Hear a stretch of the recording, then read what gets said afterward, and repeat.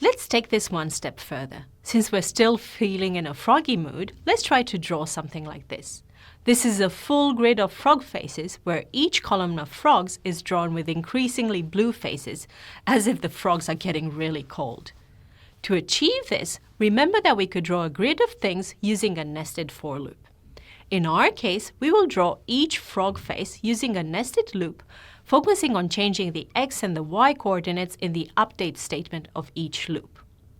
In our case, I'll increase the x by 100 and I'll increase the y by 50. If you want a more spaced out grid, you can use bigger values for both x and y.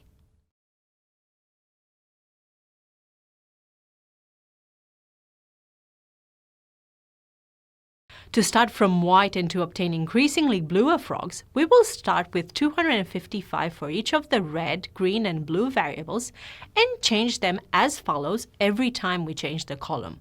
That is, every time we finish the inner loop and move on to the next value of x.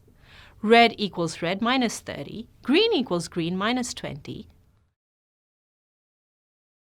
The final is this. Ta-da! What if we wanted to do this?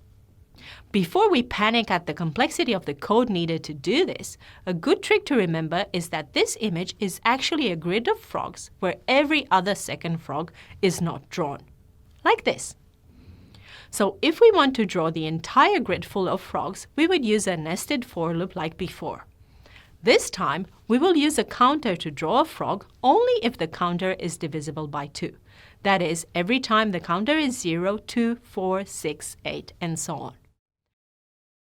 We will use an if statement to determine if the counter is divisible by 2 using the remainder operator like this. We need to remember to increase the counter every time we repeat the inner loop, like this.